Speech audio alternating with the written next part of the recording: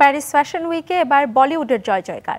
বলিউডের তারকাদের গ্ল্যামারে মুগ্ধ দুনিয়া। সাবেক বিশ্বসুন্দরী ও অভিনেত্রী ঐশ্বরিয়া রায় বচ্চন বরাবরের মতো এবারও হাজির হয়েছেন। অন্যদিকে প্রথমবারের মতো ফ্যাশন গালার রেড কার্পেটে যোগ দিয়েছেন অভিনেত্রী আলিয়া ভাট।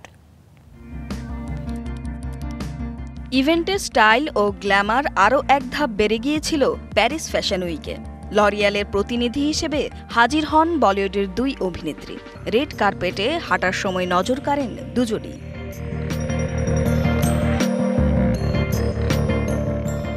ঐশ্বরিয়া রায় বচ্চনের পরনে ছিল ঢিলেঢালা সাটিনের লাল গাউন আর ঠোঁটে গাঢ় লাল লিপস্টিক।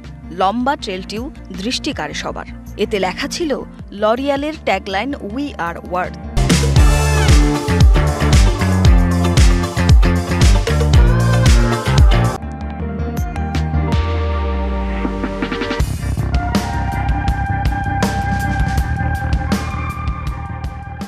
ফ্যাশনে কোনো অংশে কম নন আলিয়া ভাটও।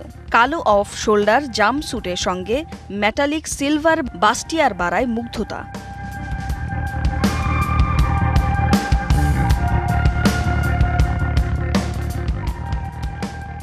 সেপ্টেম্বরেই আলিয়ার সাথে লরিয়াল প্যারিসের গ্লোবাল অ্যাম্বাসিডর হিসেবে যোগ দিয়েছিলেন ঐশ্বরিয়া।